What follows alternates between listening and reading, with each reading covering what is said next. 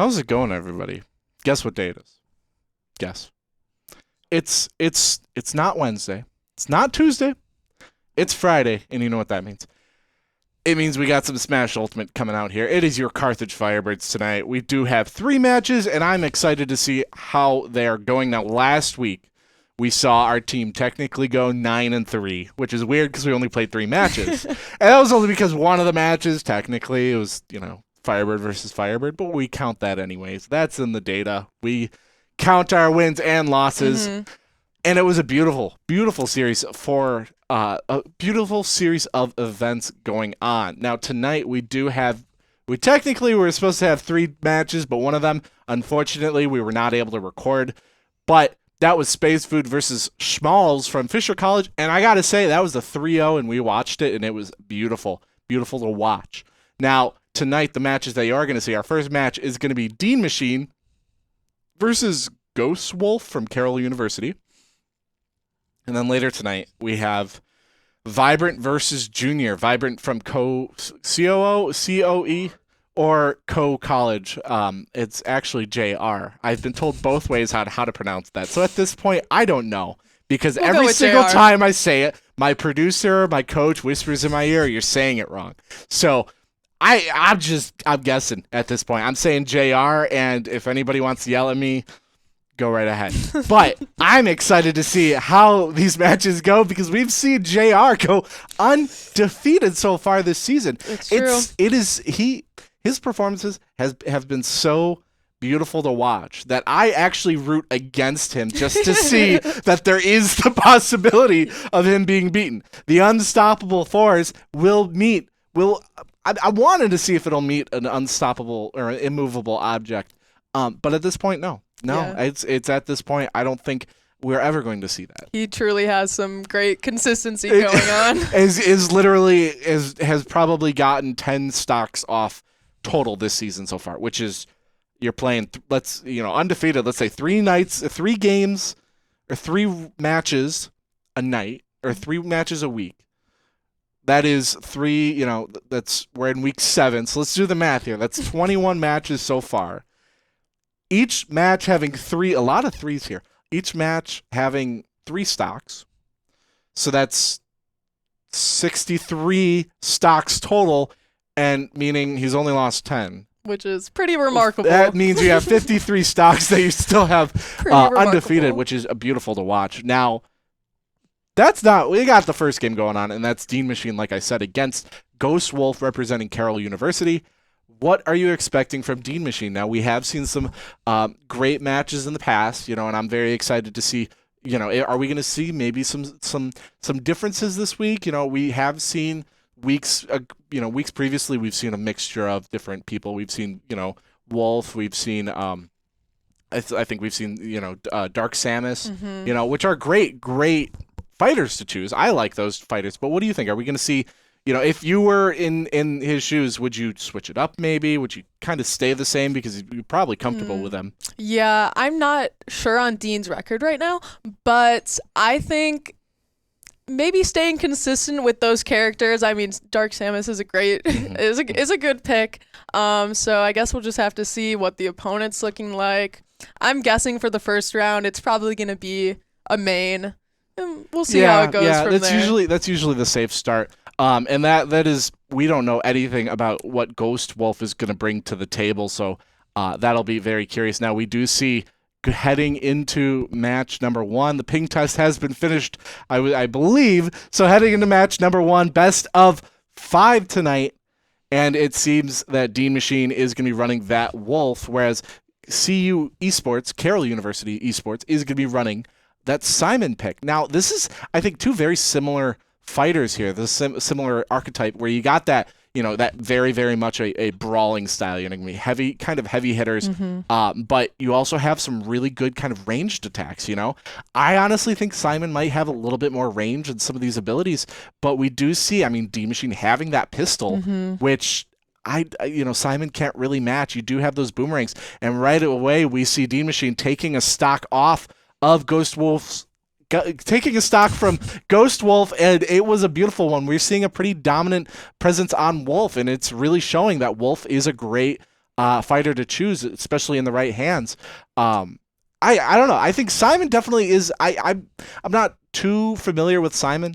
I've played him maybe once or twice, and I know just kind of more of a really good at that utility. I mean, we're seeing throwing those axes, throwing the boomerangs, and using that chain whip. Like those are very powerful, but you see Wolf with a little bit more agility.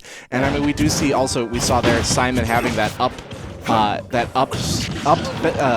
up smash, I forget what it's called, the up attack, basically, just bringing up Wolf into the air, doing a ton, a flurry of attacks there.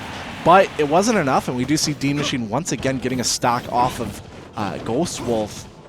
And I mean, we're really seeing Dean Machine do really well. You know, from last time we saw, we're seeing a dramatic improvement on the Wolf abilities. Amazing counter there, amazing block with that shield, being able to reflect it basically, and then getting a few pistol shots in here or there. We're seeing a lot of just creating space, you know, and I think it's working out. We do every once in a while see, you know, kind of getting close quarters and making sure to use some of those close quarters melee attacks, but you know, will it be enough? You know, we're seeing a decent amount of just hybrid, almost alternating dynamic.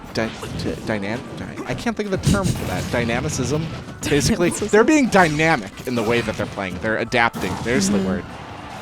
They're definitely making use of their ranged abilities really well, and they're definitely combating each other in that way. Yeah. Now you do got to see, we do see Ghost Wolf is in is taking a lot of damage there.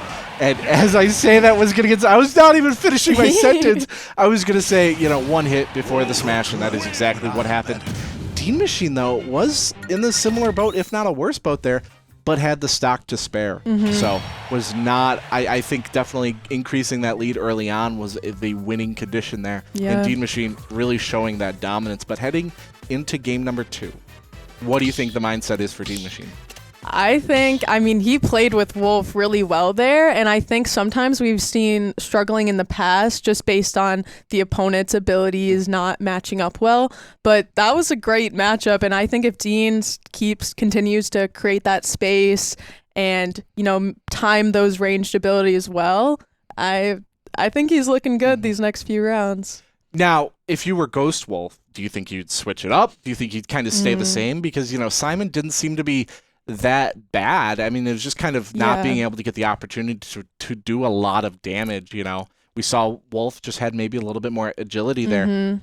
But honestly, I think that could be just kind of fixed if you just kind of play it, you know, maybe create a little bit more space or make sure to kind of anticipate some of this movement. Yeah, what do you think? for sure. I mean, I saw there was a good few combos and up strikes that did quite a lot of damage, and he did get a stock off Dean towards the beginning, I believe. So I don't know. I think that if he stays characters, I think it's still a good matchup. Simon has the good long range abilities. The whip has some like big knockback on it. So we'll have to see. Yeah, and also being able to kind of, you know, hook yourself back onto the arena, grab the ledge from a distance. That is a very important ability that a lot of fighters have, and some of them don't, and that is something you got to really worry about. You know, you have to have that lifeline basically of, hey, I'm falling off the arena, I need to get back there. And some people, like, you know, Kirby can fly technically, but not quite. Now, heading into game number 2, we do have a slight switch up here.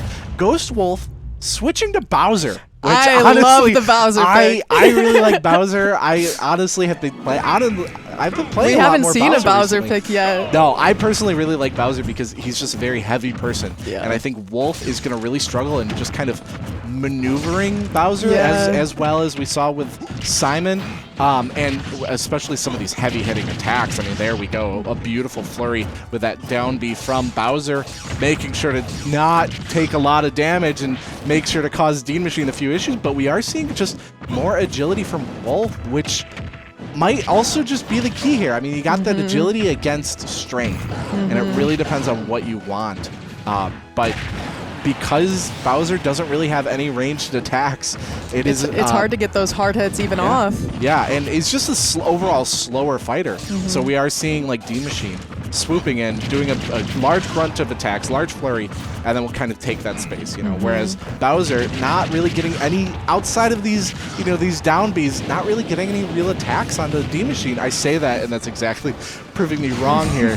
Dean Machine, a little bit of an issue here. I mean, we're seeing a lot of damage being taken, but we do have the one stock off of Bowser's pool. So, what are you thinking? What are you seeing differently here? I think that the Bowser fire edge guarding is definitely, that did a lot of damage. That's going to be quick, so Dean is going to have to take into account that when he comes off the stage coming back, he might not be in a great position. Yeah, and there we go, that down B dropping down onto the Wolf, knocking him out of the fight. You got to be watching out for this because suddenly you're both on 2 stocks, so the gap is far less, but it does look like, you know, a little bit more damage being done onto Ghost Wolf, so you know, maybe 1 or 2 good hits here, and Dean Machine will be able to knock Bowser out of the arena. But because Bowser's a little bit of a heavier person, it's not going to be as easy, you know. It's going to take a little bit more, it's going to take a little bit longer, but you're going to have to watch out for some of these beautiful attacks, and that, like that we just saw. And unfortunately, the invincibility frames, it looked like, we're making sure to protect Bowser just a little bit there.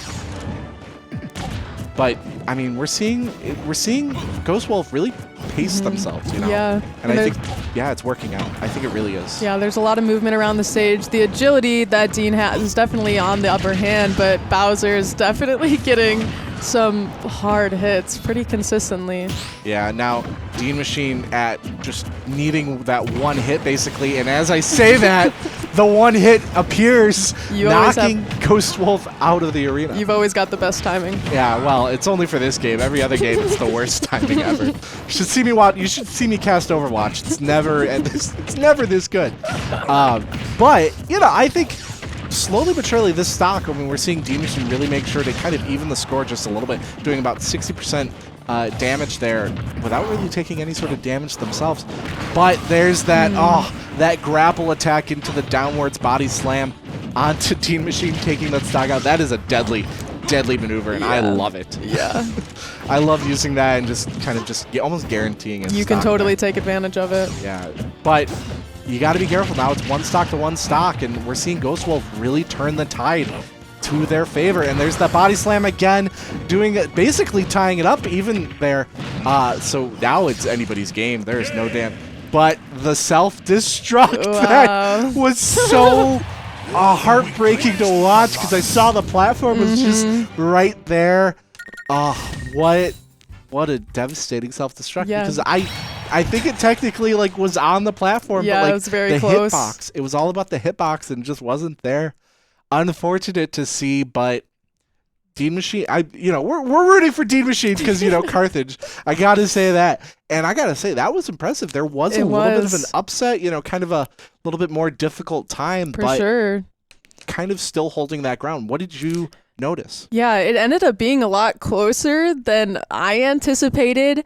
I mean, towards the middle there, I was like, you know, Bowser might be able to take this because at first Dean Machine was getting those good combos and moving around Bowser with the agility a lot better. But I think Carroll University, Ghost Wolf, I think he adapted and was able to keep getting those strong hits off, especially towards the end, the down smash, and I just great choice there. Yeah, I just ended up using the abilities very well against Wolf. It was a good matchup, but Dean did a great job combating that. You know, 2 very different characters, so it's definitely very interesting. Yeah, well, and that's the big thing is when you have the heavy hitting people like Bowser, you know, Donkey Kong. You just got it. If you know those attacks that, hey, I might be able to get 1 or 2 hits on you, but I'm going to be making sure that those 1 or 2 hits are going to, you know, equate to the same damage you'll get if you do it 20 times.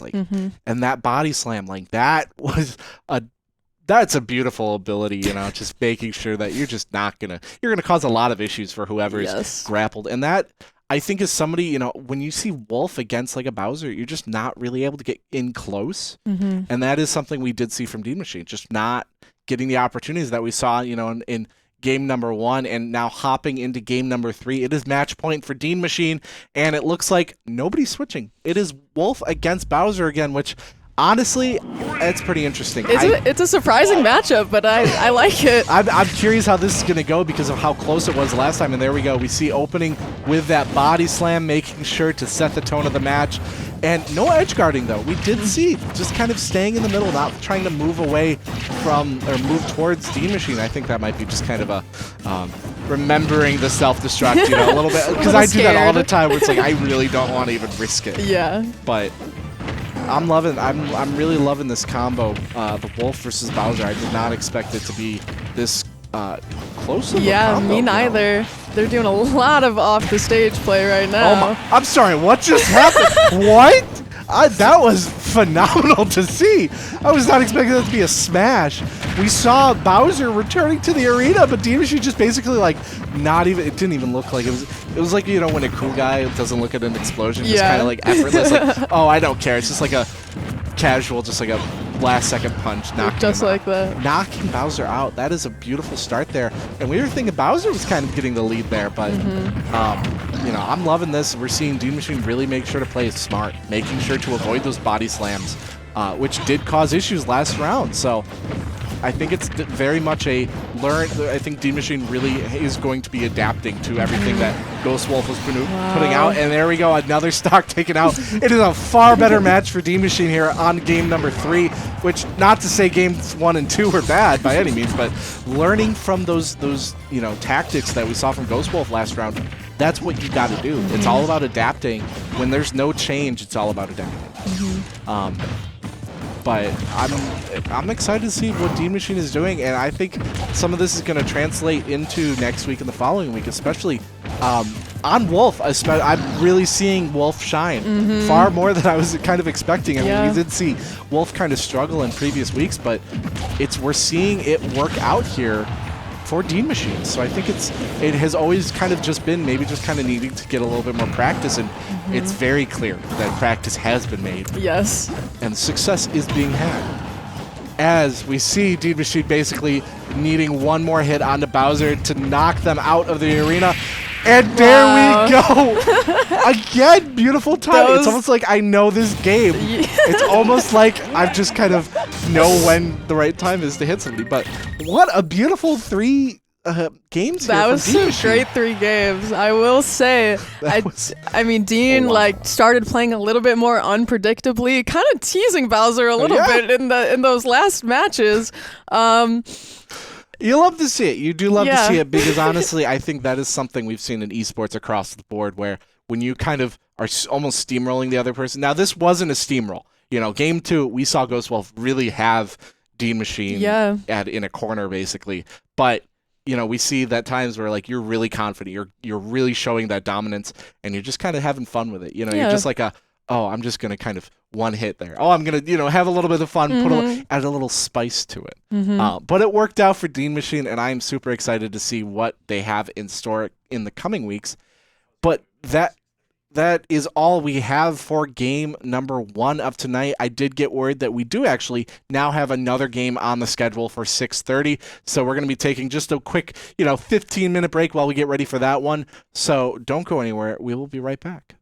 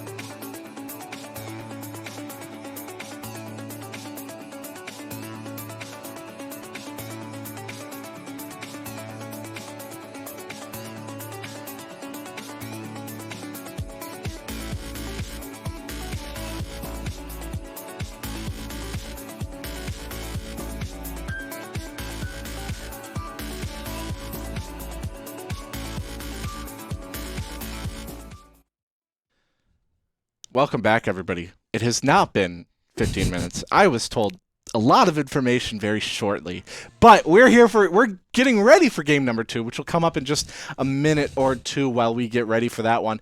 And it looks like it is going to be Fuzzy, and I'm not quite sure who the opponent is, but we're going to find out very shortly. And honestly, I am loving this. Unfortunately, the third game did get canceled tonight. It's going to be rescheduled for another night, but that doesn't mean any. I mean, we're seeing Fuzzy, and I'm excited. I love watching Fuzzy play. We love to watch Fuzzy. I love watching Fuzzy play because Fuzzy is just not only a phenomenal person, a very nice guy, very smart guy, but in every game I see Fuzzy play is just a dominant force. In Overwatch, what a player. Like, I got to interview him last night after Overwatch's going 3-0 last night.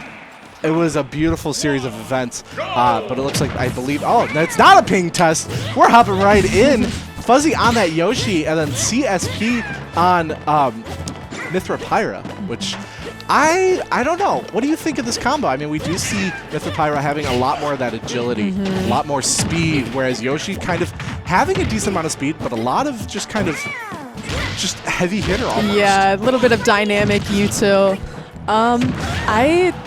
I mean, Fuzzy's kind of getting some good hits right now, but I think the Mithra Pyra combo might be good here against Yoshi. Yeah, I mean, we are seeing it's far closer than I was going to expect in immediate. But I mean, we are seeing two good players. You know, it's very clear they're really making sure to read each other, not trying to run in and be overly aggressive, but making sure to kind of just pace it out, take their time. And Fuzzy taking the first stock off. Slow and steady wins the race, and that is exactly what we saw there. It was really just kind of making sure to pace out these hits, making sure to read those shields, and that egg block from Yoshi is just a very, very good ability. Especially when Fuzzy knows how to aim them. Yeah, especially has it down to a T. Yeah, I think you know, you see a little bit more of that. Just I don't know. I'm not quite sure on the damage rating here, but I think technically Yoshi does have the heavier punches, basically. Whereas I think I am correct in saying that Mithra Pyra just gonna be a little bit more speedy. Yeah. Which you got that, you know, that trade-off. Which sure, you're gonna be doing a little bit more. You're gonna be faster. You're gonna do the same amount of damage as, let's say, like one Yoshi attack. Right. But it's all coming down to these abilities, and I think it's coming down. We're seeing Fuzzy just getting a lot more punches on the Mithra Pyra. And I'm liking it. I mean, there we see that drop down into the stun, knocking Mithra Pyra out of the arena. A beautiful combo there from Fuzzy. It was performed perfectly, I think. Really being able to read it, reading the timing is very important and honestly impressive, because it's something I just continue to not do too well. I did get word that this is a Concordia Golden Bears. Great. I love that. Golden Bears. That's a unique mascot that I actually enjoy. And it's not a bird-themed mascot, which apparently 80% of the colleges in America are all bird-related. So we're not that original. I think Firebirds is pretty cool. No, it's cool, yeah, but it's just birds. Like, you know, you have Concordia, which are birds. You have oh, I'm sorry. What? I wasn't it. What? Oh my gosh! I genuinely did. I just completely missed that. Pyra's like fire sword was getting just a lot of quick damage and was able to surpass Fuzzy there. I literally looked away and started seeing the Golden Bears. Fuzzy had 2 stocks, and then when I looked back, that was unfortunate. I thought Fuzzy was getting the upper hand, but. It can happen that fast. Yeah, the tides turned like immediately. What do you think's going through Fuzzy's mind? Because he started out very strong, and then just kind of there wasn't something there at the end. I think I don't know. Fuzzy's gonna have to think about how, if they stick with Mithra and Pyra, he's gonna have to adapt to that a little bit. And I think just the little bit of extra speed and just the sword combos were good against Yoshi, so we're gonna have to see maybe something change. Yeah. It was close at first. It was very close, and with matches are that close, I think it really comes down to just kind of a it comes down to just, performance almost, where, we're seeing maybe Fuzzy just needs to play a little bit more, sporadic in a sense, making sure to gain that area. And knowing Fuzzy, he's going to adapt. He's going to change it up the best way he can. So I'm hoping for a little bit of a different outcome here onto this game number 2. Fuzzy, though, we're seeing we're seeing the same matchup. We're seeing Yoshi against Mythopyra. So both players are confident that it's going to be, I think Fuzzy's confident that, hey, the mistakes were on me. And, the Concordia Golden Bear, whoever the Golden Bear is, unfortunately we don't have the name at this moment, but they're confident that they can repeat it. So will we see the same outcome? There is the definition of insanity, which is doing the same thing over and over again, expecting different results. But I'll say this, I think this doesn't meet that definition because there genuinely is this ability of changing it up. You're going to expect different results, but I think if Fuzzy loses this round, then we're going to see him switch. Yeah, I agree. Just kind of unlucky falling off the edge there, not able to get back up. Yeah, we did see a great block there from Yoshi, but it wasn't enough with the edge guarding, wasn't able to get Mythopyra, or wasn't able to stop them from returning into the arena. And just more of that down block. We're seeing Fuzzy maybe make a few more missed timings here. Maybe that meant coming down to that mentality. But maybe it's strategic. Unfortunately, though, Fuzzy did lose another stock there. Mythopyra is just basically one hit away from getting knocked out of the arena. So there's still a decent amount of time that Fuzzy could come back, but you just got to kind of land some of these combos and time it well. From what we've seen previous rounds. And there we go. They see that Fire Sword that does just a ton of damage. Really quick flurry of attacks, doing a decent amount of burst damage. And unfortunately, a well-timed combo from Concordia and knocking Fuzzy out. Concordia didn't lose a single stock that round. So I gotta be honest, I thought Yoshi was just gonna fare a lot better. And that was a far bigger difference. So I'm fully expecting Fuzzy to switch here. Going into game number 3. But who do you think we're going to see from him? It's hard to say. I don't know. Who would you choose? Who would you choose? Up against Mythopyra? Yeah, up against Mythopyra. Donkey Kong. Donkey Kong? Honestly, Donkey Kong is my go-to when I'm scared of the other character because I'm just like, I'll smash him down. Honestly, I think Donkey Kong might be a great choice here. I think I don't think Fuzzy really is comfortable enough with is comfortable enough with Donkey Kong. I would choose him because he might be a little bit heavier, not being able to kind of be flung around the arena, kind of like what we saw with Dean Machine and Bowser. Bowser not being able to kind of fall ill to those vertical attacks. Now we do see Fuzzy switching to Yoshi again. Maybe it was just kind of a bad game too. It's just like, okay, I'm sorry, I had something in my eye. But we did see that game 1 was able to really come down to the wire. So we do see that Fuzzy is fully capable of doing that, And I think last round we just saw a lot of missed timings on the combos, which it happens, Sometimes it's just you're in your head, you're trying to be a little bit overly aggressive, just not reading it properly. And I'm sure you see the same in other games where, like with Valorant, where you're just kind of like, you're anticipating people when you kind of just need to kind of take a deep breath. Right, because you can't always predict what the opponent's going to do. You can't always go off of that. Yeah, now that we saw a beautiful play there from Fuzzy, making sure to bring it to the side of the arena in the air, knocking Mythopyra out, and then flying back up into the arena, which I believe Yoshi actually has like the highest vertical flight. Really? The flutter. Yeah, I think it's the most vertical gain you can get from a flying character. We do see, like we saw with Simon earlier, having that chain. A little bit different, but Fuzzy really close here, but might be able to kind of read it here using the egg shot, the egg block. But unfortunately, Fuzzy knocked out of the arena, but it's 2-2 right now in the stock, so it's still anybody's game. We could see him come back and making sure, right here we're seeing Mythopyra really making sure to just cause issues, making sure to keep Fuzzy in the air. Get as much damage as she can before he gets back on the stage. Now, I'm surprised we don't see any of that ground pound that we saw, in game 1 from Fuzzy. We're not seeing him kind of do it. I mean, sometimes that works, just kind of returning to the arena, making sure, hey, either I'm going to be landing on them, or I'm just going to be on the ground already safer. And not allowing them to kind of get any more attacks in the air, and that's what we were seeing there. Once again, that sword flurry, though, is just deadly. Fuzzy taking a ton of attacks here with those swords, and it's coming down. It is that fire, those fire attacks that seem to really be causing the issues. Yes.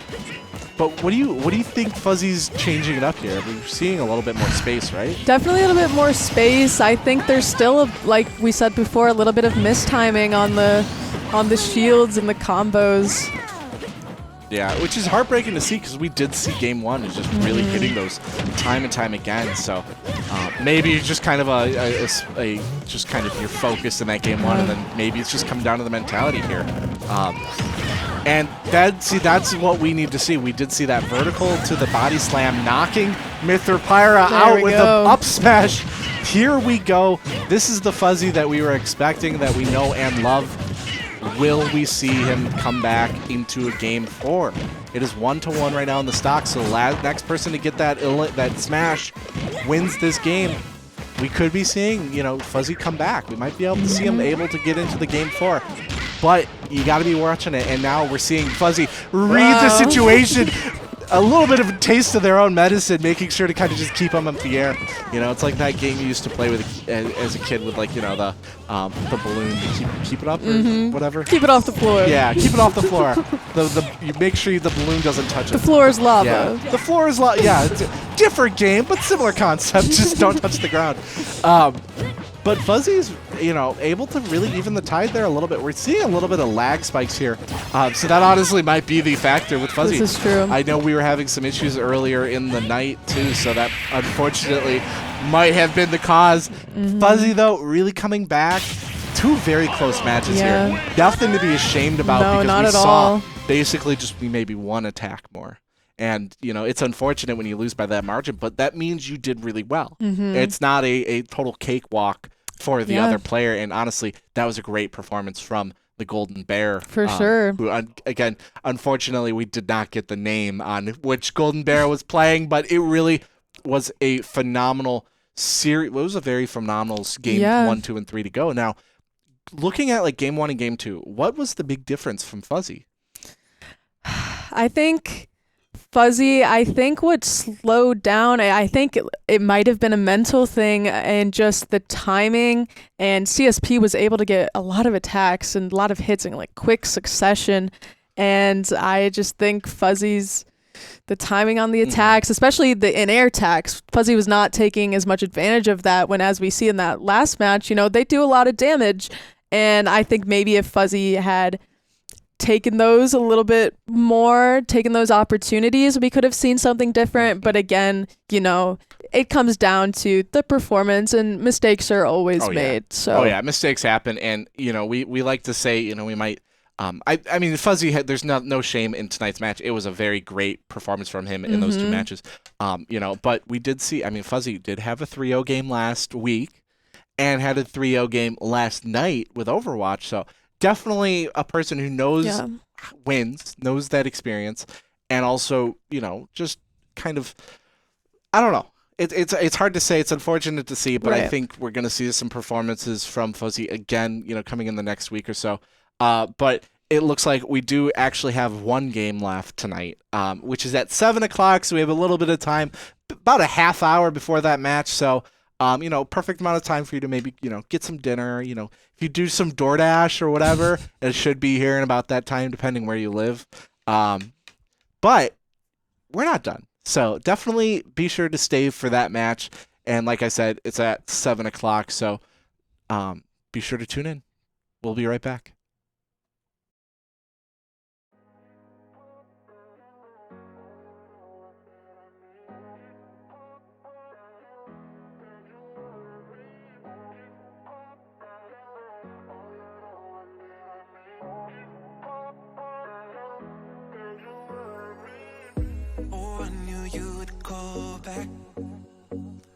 You must be missing me so bad.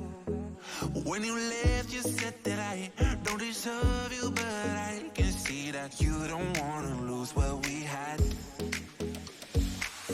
Oh, you're the one that I need.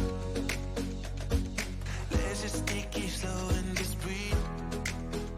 Loving someone is not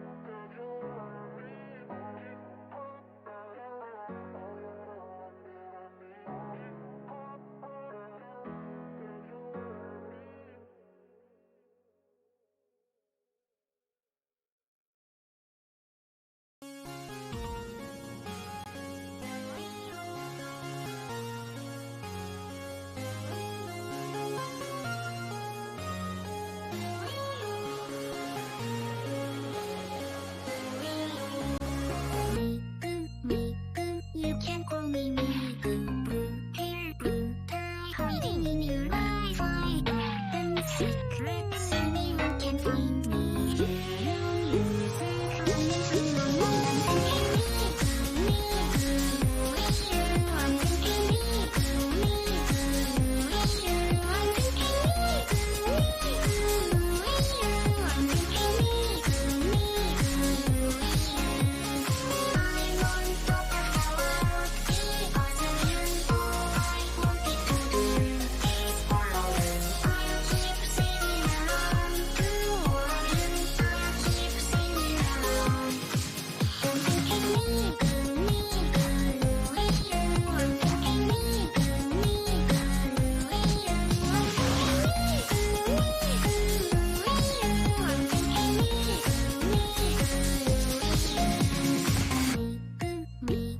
What's it like to be you? 2020, looking into rearview. Make me feel like Superman. You can do anything you want. I'm on top of the world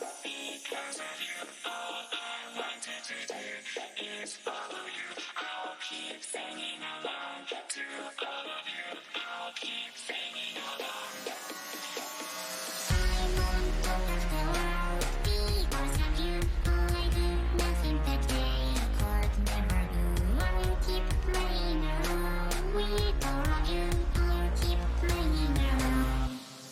I'm thinking me. I'm thinking me. I'm thinking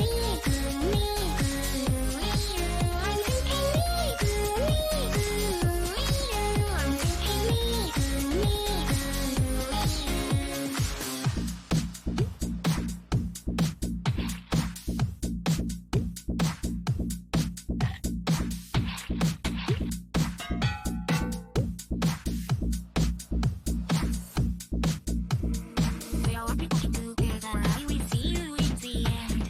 I'll take you where you've never been and bring you back again. Listen to me with your eyes. I'm watching you from in the sky. If you forget her right away, I'm asking you to watch me. Leave me in your magic club and keep it burning just like I need you here to keep it strong. To rape my life and sing along. I'm waiting with you right away. Look, you're expensive boys and sick. You found me here inside the dream. Put through the fire straight to me.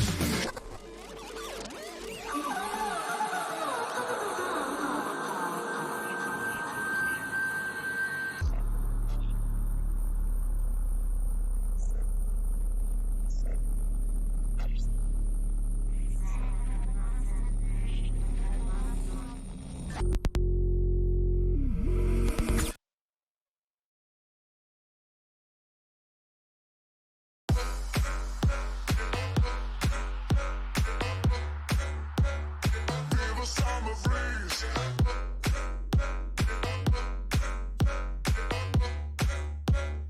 Rocking to the beat.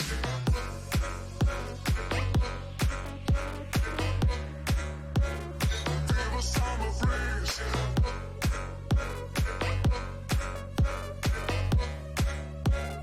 Rocking to the beat. Dancing in the sound of love together. Feel the summer breeze.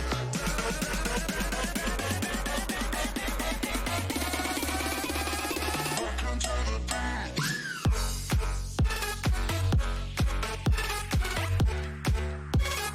Feel the summer breeze.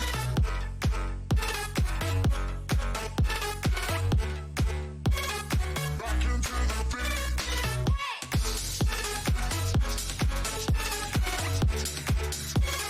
Feel the summer breeze.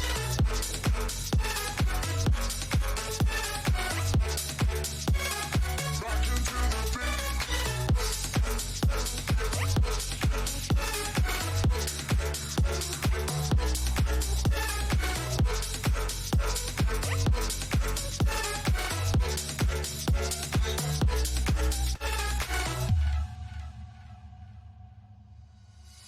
Dancing in the sound of love together. Feel the summer breeze. breeze, dancing on the beach. Come on now, or never. Rocking to the beat, dancing in the sand of love together. Feel the summer breeze, dancing on the beach. Come on now, or never. Rocking to the beat, dancing in the sand of love together. Feel the summer breeze.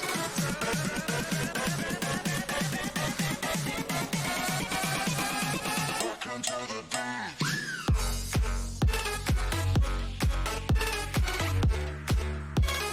Feel the summer breeze.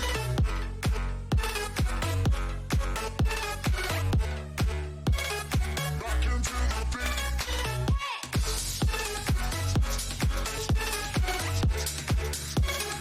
Feel the summer breeze.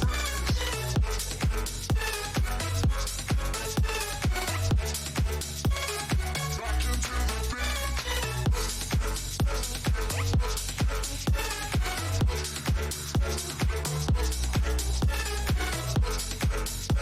the beat.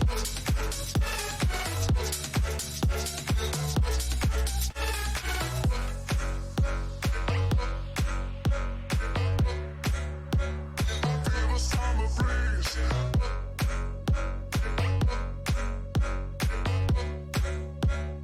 Rocking to the beat.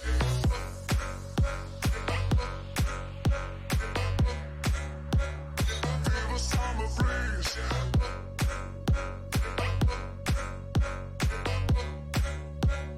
Rocking to the beat. Oh. Oh. Oh. Oh. Oh.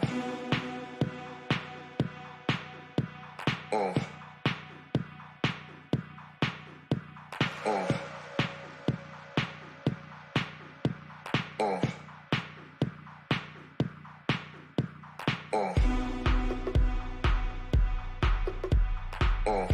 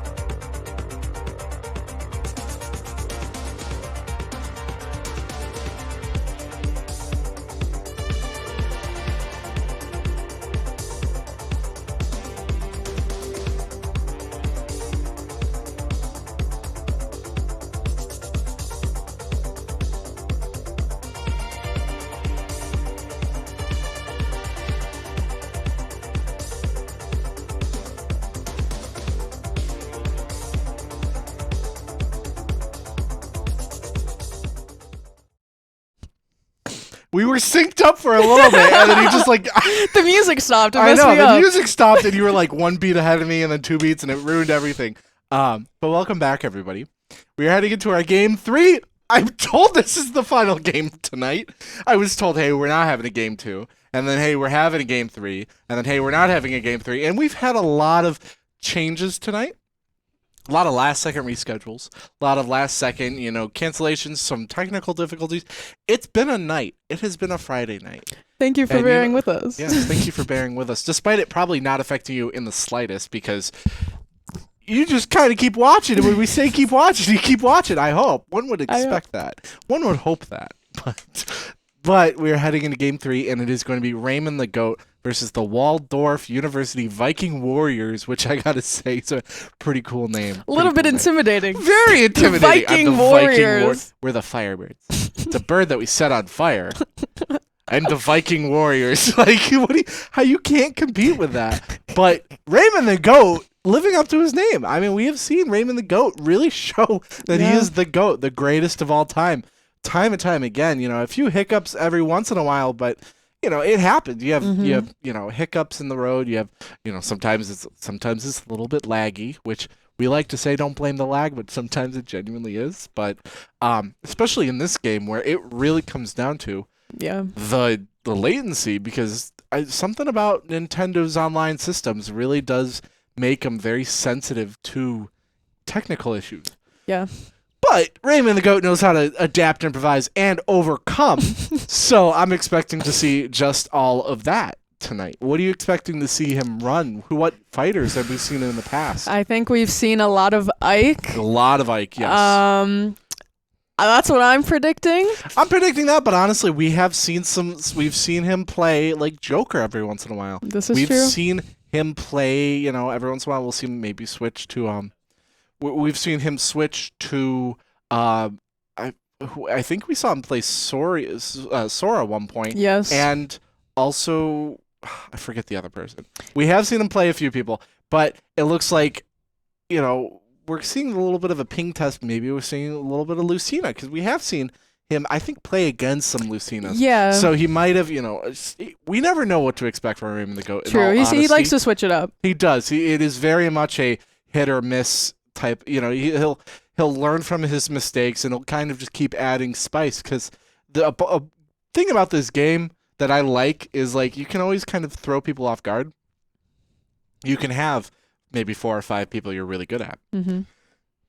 And then they will never expect what you're playing. It's true. So we'll see how this maybe goes. Ray's holding the secret character in his pocket, ready to pull it out. I'm hoping. I mean, we've seen Raymond the Goat just impress me. And also, I have lost many, many, many games against Raymond the Goat to the point where I refuse to play Smash against him because I know there's just no winning.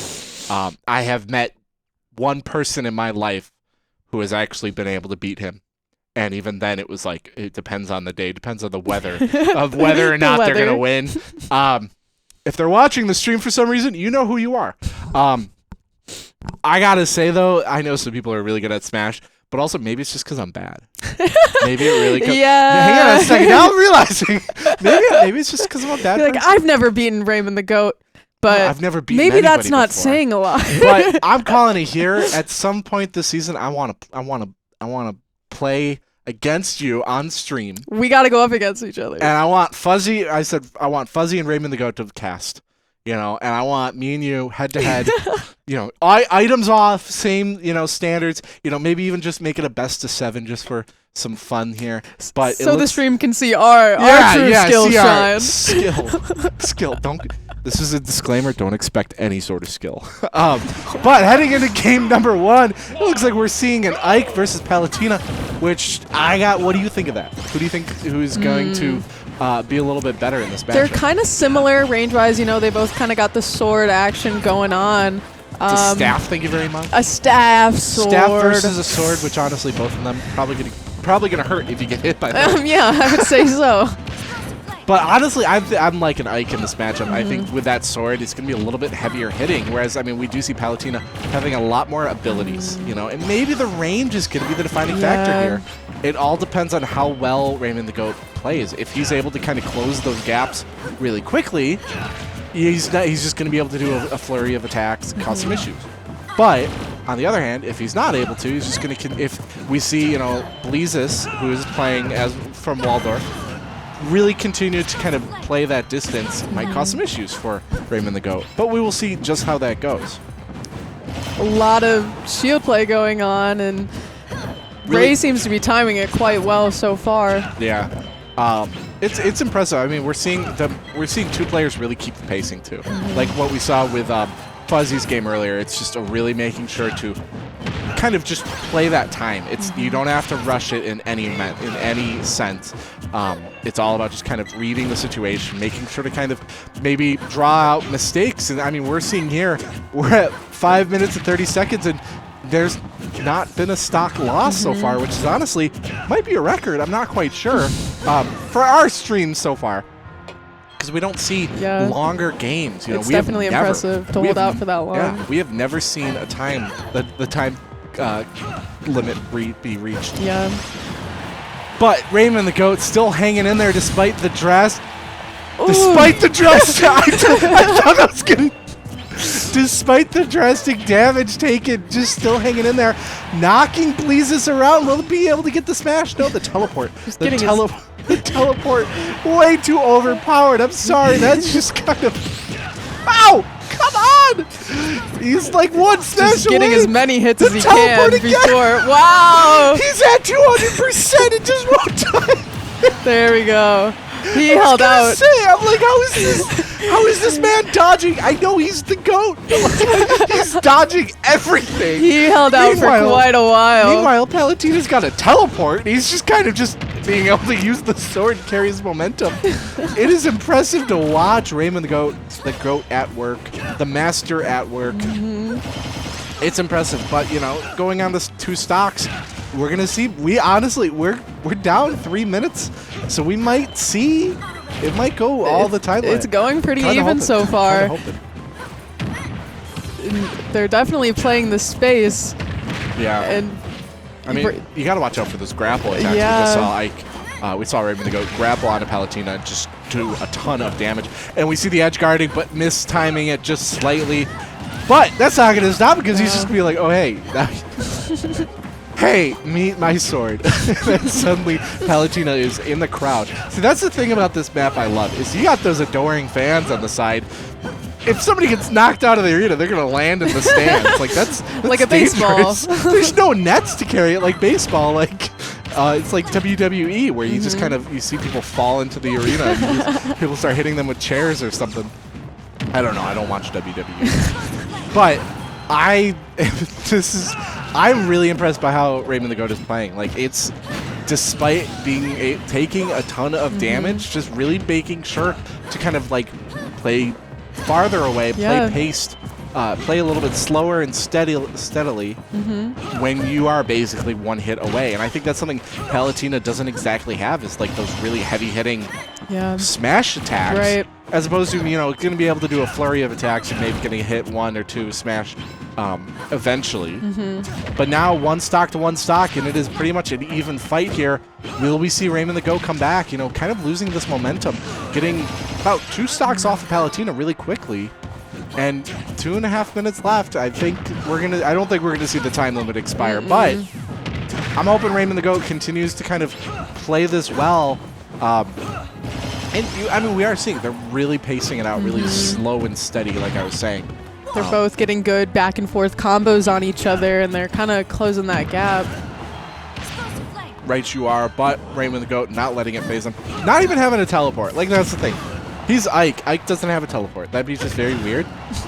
Is able to return to the arena without any issues. Now, unfortunately, that attack, that auto-lock attack from Palatina is deadly, and Palatina getting that grapple. Now, that was, I think, the determining factor there. If Raymond the GOAT was able to get that grapple, it would have, I can almost guarantee he would have been able to get that smash. So, honestly, Raymond the GOAT not able to secure game number 1, but if he continues a dominant presence like that, I think he could easily come back. I mean, it seems to be a very close match.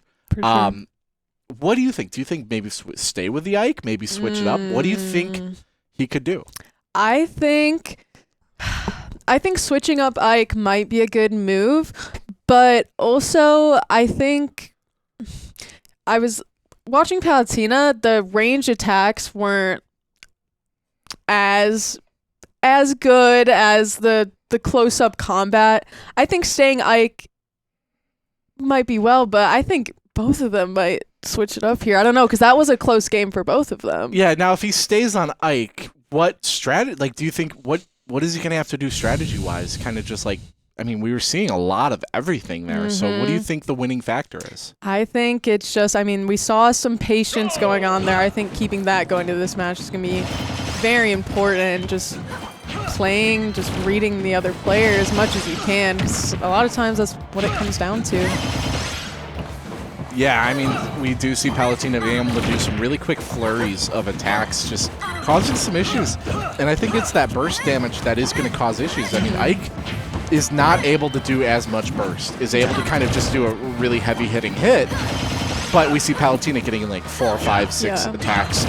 They're not going to be as damaging, but it's going to do a decent amount of damage as you add up, because you're going to be caught in those attacks, not being able to attack yourself.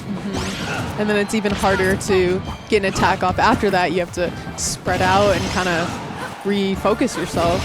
Exactly. Unfortunately, Raymond the GOAT getting knocked out of the arena, hitting the screen, hitting the cameraman like a bug on a windshield. Which I gotta. It's always funny to watch. When they get hit that, it's pretty fun. But you know, I think it's those, like I'm saying, we're seeing 3 flurries, 3 combos. Raymond the Goat can't escape those. Yeah, Like you that, can't. You can't escape when you get those combos. And that's the hardest part, is trying to recover after that. Like, what can I do to make up for that damage that, you know, I just got in such a quick amount of time? Exactly. But, you know, maybe we could see Raymond the Goat come back. I mean, you just gotta, what it's coming down to is he's just not able to get a hit in. You know, and when he's able to get those hits in, it's gonna be almost game over. Which I gotta give it to Waldorf. Like Lisa's really reading it well. Yeah. Able to use those ranged attacks, and then the moment Raymond the Goat gets in, using the shield to stop any sort of damage, and then immediately meeting it with that burst. And it is deadly. That is becoming the win factor here. The teleport is a great advantage to have to move around the map, and Ray's getting some good combos here. But when you get that shield timing right, and you are able to parry it to a degree, counter it, you're gonna have a great time. We saw Raymond the Goat getting a ton of damage, but it's, you know, you got that one hit, but now all of a sudden you're seeing Palutena not able to let Raymond the Goat get another opening. And I mean, I can guarantee you right now, these players are really, really powerful, really good players, and unfortunately, Please is saving all 3 stocks that match. Raymond the Goat not able to get one off the board, and another game lost. Going into game 3, what's going to happen? That was kind of a repeat of what we saw with Fuzzy, where it's just like game 1 really, really close, and the game 2 is just kind of not getting an upper hand. And I think I was saying, it just came down to he was not able to get a hit. Yeah, Bleezes was not allowing any sort of room for Ray to get in there and get those hard-hitting shots, because when you have a character that can do those combos so fast, you can't get out of them. No, there's just, and that's the thing. I think it's coming down to Palutena. Like, I think it's broken. The teleport. Yeah, I think the teleport, but also, you know, being able to attack after, you know, time and time again, and they're not able to basically escape it. Basically, you know, if you're continuing to just, you know, basically hit the same button over and over again, you're going to be doing a ton of damage. But going into game number 3, there we go. Game number 3 is on the screen now. For some reason, it wasn't switching over, but we are here, and we do see Raymond the Goat again on Ike and Bleezes again on Palutena. What do you think we're going to see here? I think Ray's just hoping he can land some of these bigger hits on Palutena, and is definitely taking more advantage of the shield to try and get out of those quick attacks. Hopefully avoid some of them to give him a little bit more time. Yeah, I mean, the edge guarding is really helpful, but for some reason it's just Ike, we rarely see it work. We've seen it once or twice, and I think it's just coming down to just the fact that you have that charge time, and also the teleport. Oh my gosh. You can't predict it.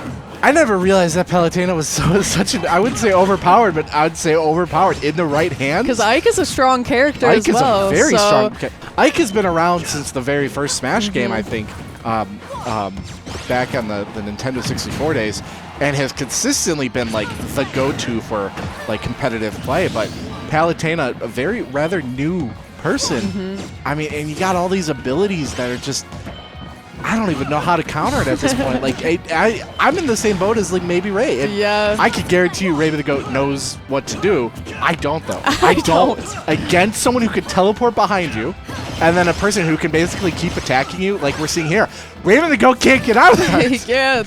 There's nothing you can do. So I don't know what the win condition here at this point, outside of just not getting hit by that, which is not an easy It's feat. very hard to avoid. Yeah, I mean, and also I think, you know, Ike is just kind of a slower attack person, you know, not really having many quick attacks outside of a move like that. You know, you do have more of a wind-up, some charge time, you know, for some of these attacks. And we did see that sword swipe able to really knock Palutena a bit, but the teleporter coming out again, and somehow, like, I've noticed that in my gameplay, every time I try to edge guard, they'll always be right behind me. And then when I go for one, you know, it's as if they know exactly what direction I'm going to attack. Yep. So I have no idea what to do, like what to really pull off. But Blizis did finally lose a stock there. Raymond the Goat on the final stock, but could come back. Is just needing to get 2 quick attacks on air, 2 good stocks off the clock, and he's not out. He will go into. He's still in it. See a game number 4. But I mean, I'm at a loss right here on what to really do. Yeah, I mean, they're starting to play a little bit more, not scared, but playing it Just smart. safer Yeah, play away it from each safer. other, which is probably the smart thing to do right now. more strategic. Almost. Yes. Kind of got to slow it down. Ray's got to evaluate, what can I change up here to get these two stocks off. Yeah, now Please is teleporting once again back onto the stage. I don't even know. Like that teleport, man. They're always teleporting into the one spot you don't want them to be. We see the edge guarding, put the invincibility frames, and just kind of not being able to attack on the ledge. You're just attacking like right at the lip of it. That's another issue that I have with edge guarding. But Raven the Goat needing that little bit of space needed to finally do the damage on the lip, knocking Blizis onto their final stock. This could be the comeback that we want, that we know and love from Raven the Goat, the comeback that he needs. But he's got to be careful because he's got 100% or 130% on the damage counter. And there we go. There's the stock. Unfortunately. Oh, wait. Hang on. He's back. He's not out. He's not letting it stop him. He is not. That sounded like he was going to be a smash. He's not done yet. He's not. No, he is the greatest of all time. So it continues to show. We see him making sure to make him regret it. I think Blizis might have been like, oh, there you go. And then kind of being caught off guard when he's alive. He's surviving. I'm surprised that he is surviving this knockback. For a moment there, I thought Raven the Goat got that. Good for him to keep going, and even with that much damage done on the board, I could just hear Blizis go, "Why won't you die?" What an amazing series of matches for Raven the Goat. I don't think anything to be personally. If I was in issues, I wouldn't be ashamed of that at all. Yeah, knocking it down to one stock there, game number 2, a little bit rough, but games 1 and 3. So unbelievably close. It came down to the game on the first game. It came down to the grapple. I think if Raymond the Goat was able to get that grapple on Palutena, there you go. He would have been able to get the smash. But unfortunately, just maybe the fraction of a second, that might have been latency or whatever. But it really came down to the signal going through the wires to the server, and unfortunately not able to secure a win though. And I think it's rough, but we have seen some great plays from Raymond the Goat. Yeah. So I'm excited to see what he has in store in coming weeks, next week and the following week. 2 more weeks left for Smash, for the NECC, and then we head into the postseason, which I'm not quite sure which of the Firebirds are qualifying just yet, but I think it's coming out soon that some people have locked in. I can guarantee JR is going to be locked in, but that's a whole different discussion. It's the discussion of he's never lost ever. So if he doesn't qualify, nobody qualifies. And that doesn't make sense. But that is all the Smash we have for you tonight. That is it, unfortunately. But we will be back on Tuesday with some Rainbow Six Siege at 7:30. And then Overwatch, I believe, at Thursday at 8 p.m. So definitely tune in for that. I will be here once again because I just don't leave here. I live here. I sleep at this table with this headset on. He does. I can verify. It's awful. But I love it, and I think you will too, especially since we're getting to that postseason. So it is really coming down to the wire. High stakes Both right now. the Siege and Overwatch team are in first place in their divisions as well. I'm excited to see what we have in store in these coming weeks. So be sure to tune in to those games once again. Tuesday for Siege, 7:30, and Thursday for some Overwatch at 8 p.m. Be sure to follow us on all of our social medias at Carthage Esports. We got Twitter, we got Instagram, we got Facebook, we got the whole 9 yards. Thank you so much for tuning in and watching, and I hope you have an excellent weekend. Catch you later.